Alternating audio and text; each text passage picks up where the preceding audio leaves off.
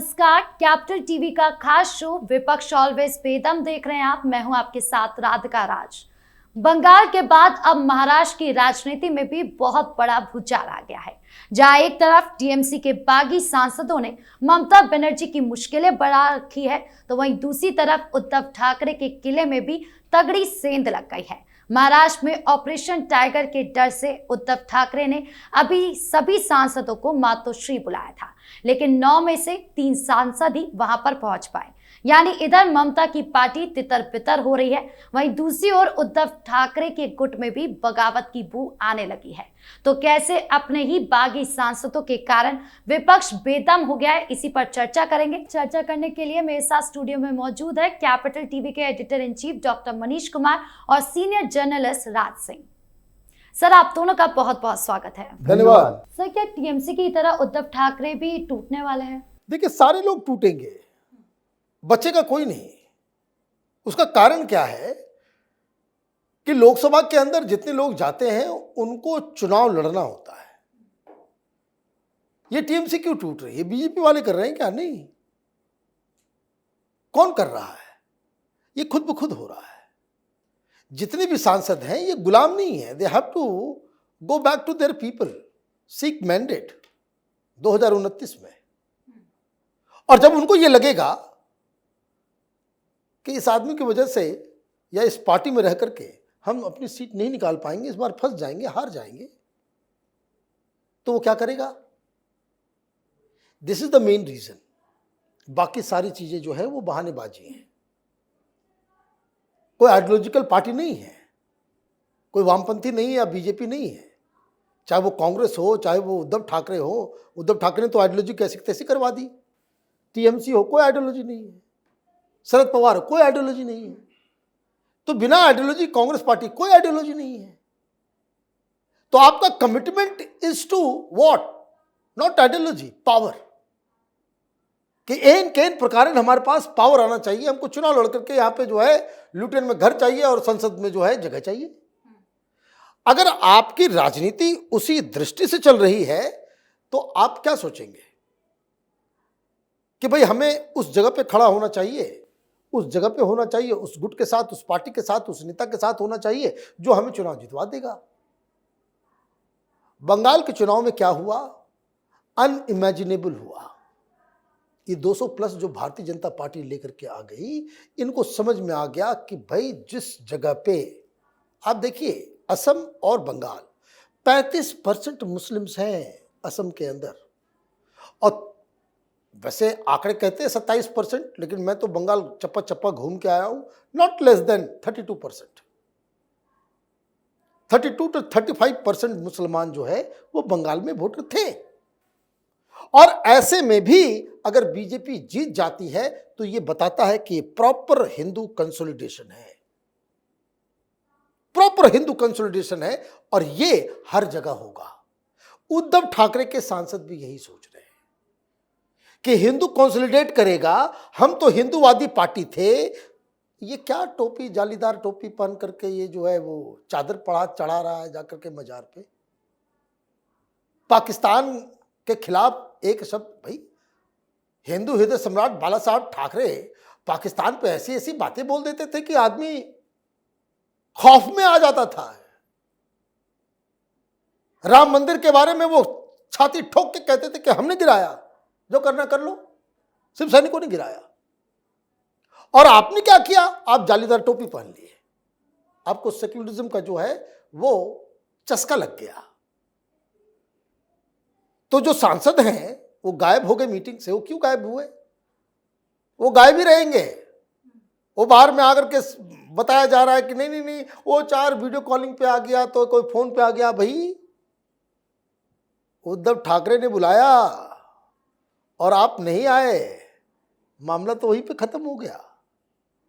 बहानेबाजी, phone नहीं लग रहा था लोगों का, लोग फोन नहीं उठा रहे। तो ये तो होना ही है। कारण आप गलत विचारधारा के साथ आप रहोगे, पब्लिक सेंटिमेंट से बाहर रहोगे। आप प्रधानमंत्री मोदी को गालियां देकर के जो हश्र हुआ है ना, ये संजय राउत को रुकवाने के लिए कहना चाहिए उद्धव ठाकरे को ये मोदी अमित शाह को गालियां दे दे करके ये अपनी ही कब्र जो है वो खोद रहे हैं राजनीतिक।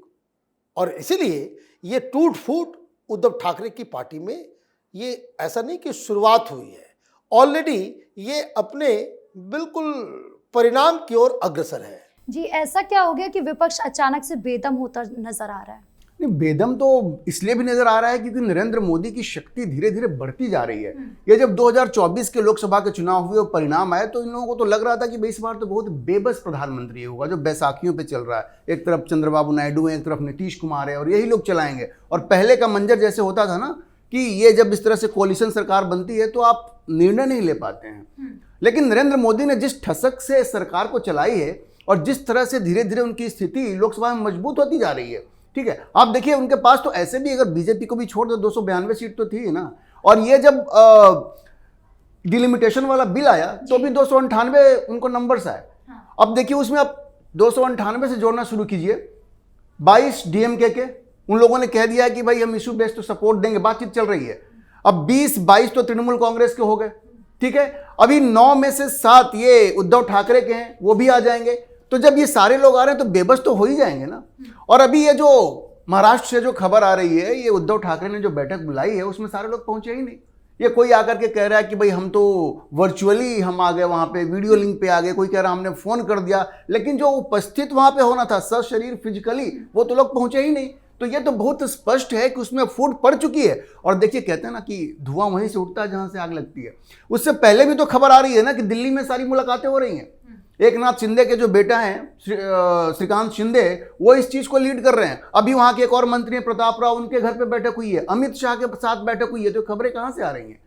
एक तो बहुत स्पष्ट है कि वहां पे जो उद्धव ठाकरे गुट के सांसद हैं वो बड़े परेशान हैं कि भाई हम लोग शिव सैनिक हो करके आज ये पार्टी ऐसी बन गई है जो कि बिल्कुल आकंठ मुस्लिम तुष्टीकरण में डूबी हुई है और इसको कोई पचा नहीं पा रहा है। और सबसे बड़ी बात क्या है कि देखिए हर पार्टी का कैडर वोट होता है, वो कैडर वोट ही अलग हो रहा है।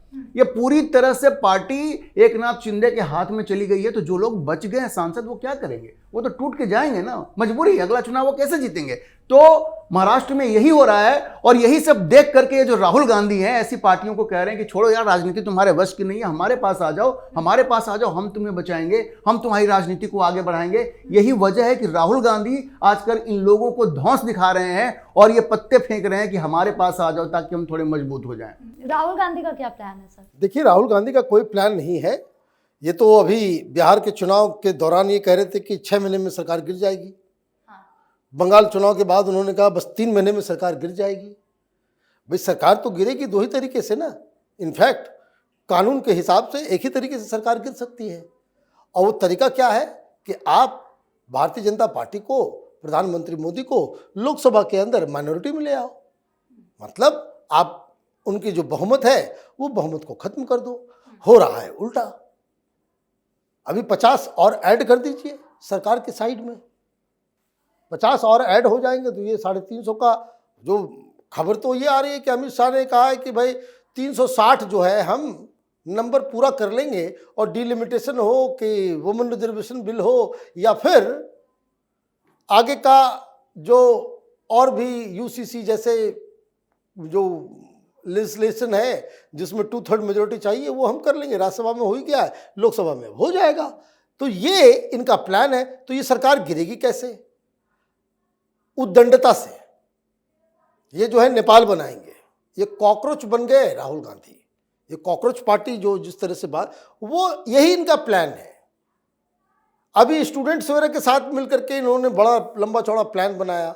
वो शायद 11 तारीख से शुरू होना था, वो पता ही नहीं चला कब से शुरू हुआ और कब खत्म हो जाएगा, है ना।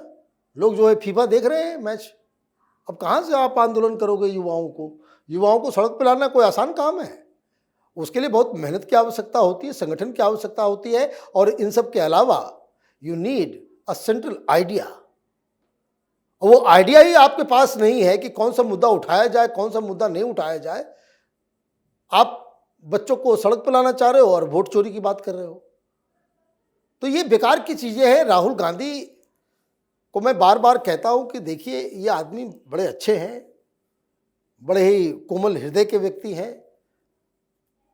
He loves living a good life, घूमना घामना, सैर सपाटा, टी शर्ट, ये वो। He is not fit for politics.